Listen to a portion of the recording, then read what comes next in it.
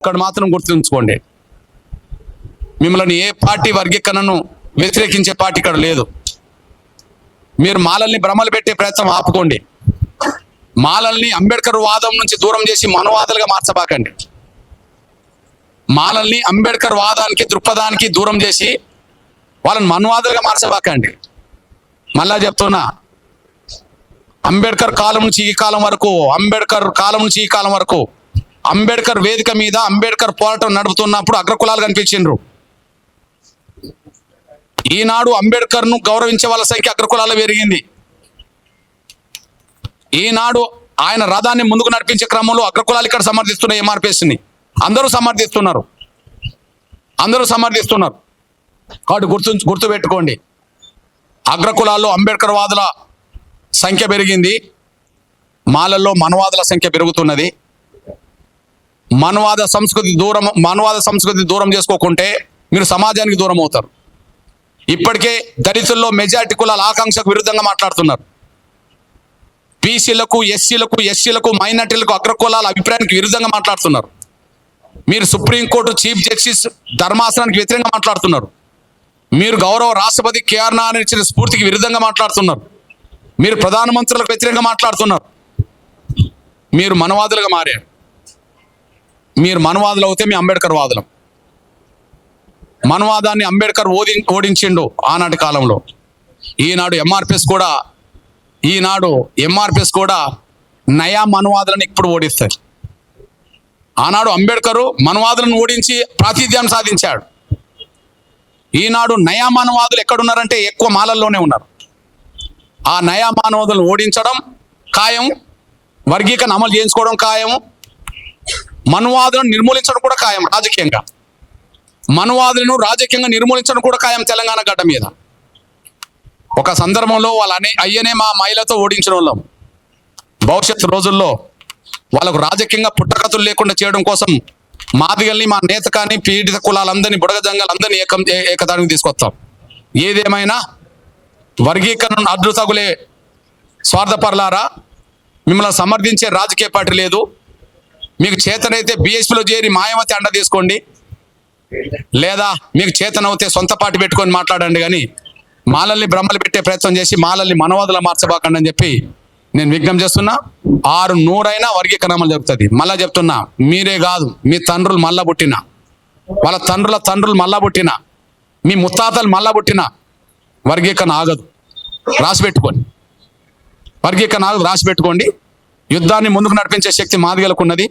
పీడిత కులాలందరినీ కూడగట్టే శక్తి మాదిగలకున్నది. సమాజాన్ని కూడగట్టే శక్తి మాదిగలకున్నది.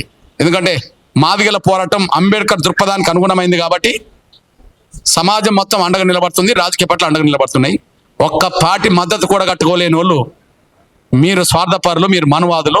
మీ మనువాదాన్ని వదలకపోతే, మీ స్వార్థాన్ని వదలకపోతే మీరే సమాజం నుంచి మరింత దూరమై ఒంటరి వాళ్ళై ఈ రాష్ట్రంలో, ఈ దేశంలో మిమ్మల్ని గుర్తించి గౌరవించడానికి కూడా సిద్ధంగా లేని రోజులు వస్తాయనేసి కూడా మర్చిపోదు. మళ్ళీ చెప్తున్నా, మేము వర్గీకరణ వ్యతిరేకంగా మాట్లాడే వాళ్ళందరికీ మేము శత్రువుగానే చూస్తాం. వర్గీకరణ వ్యతిరేకిస్తామని ఎవరు మాట్లాడినా వాళ్ళ మనసులో ఉన్న వాళ్ళ మనోలాగా చూస్తాం. కొంతమంది బహిరంగ మాట్లాడుతున్నారు, కొంతమంది మనసులో పెట్టుకుంటున్నారు. కొంత మనసులో పెట్టుకుంటున్నారు. నేను అంటున్నా, వర్గీకరణకు వ్యతిరేకంగా బహిరంగ మాట్లాడిన వాళ్ళను మనవాదులను చూస్తాం, మా శత్రువులను చూస్తాం. వాళ్ళతో ఏనాడు రాజు ఉండదు. రెండోది, వర్గీకరణకు వ్యతిరేకంగా మనసులో ఉన్న వాళ్ళని కూడా మేము పసిగడతాం. వర్గీకరణకు వ్యతిరేకంగా మనసులో ఉన్న కూడా పసిగడతాం. వాళ్ళని కూడా మేము మనవాదులని పరిగణలోకి తీసుకుంటాం. దళితుల ఐక్యత గురించి మాట్లాడుతుండే వీళ్ళు. దళితుల ఐక్యత గురించి మాట్లాడేటోళ్ళు దళితులందరూ సభ పెట్టాలా? ఒక మాలందరూ సభ ఎట్లా పెడతావు? దళితుల ఐక్యత గురించి మాట్లాడేటోళ్ళు దళితులందరూ సభ పెట్టాలి, ఒక మాలల గురించి ఎట్లా పెడతావు? ఇక్కడ మాత్రం గుర్తుంచుకోండి, మిమ్మల్ని ఏ పార్టీ వర్గీకరణను వ్యతిరేకించే పార్టీ ఇక్కడ లేదు. మీరు మాలల్ని భ్రమలు పెట్టే ప్రయత్నం ఆపుకోండి. మాలల్ని అంబేద్కర్ వాదం నుంచి దూరం చేసి మనవాదులుగా మార్చబాకండి. మాలల్ని అంబేద్కర్ వాదానికి దృక్పథానికి దూరం చేసి వాళ్ళని మనవాదులుగా మార్చబాకండి. మళ్ళా చెప్తున్నా, అంబేద్కర్ కాలం నుంచి ఈ కాలం వరకు అంబేద్కర్ వేదిక మీద అంబేద్కర్ పోరాటం నడుపుతున్నప్పుడు అగ్రకులాలు కనిపించిండ్రు.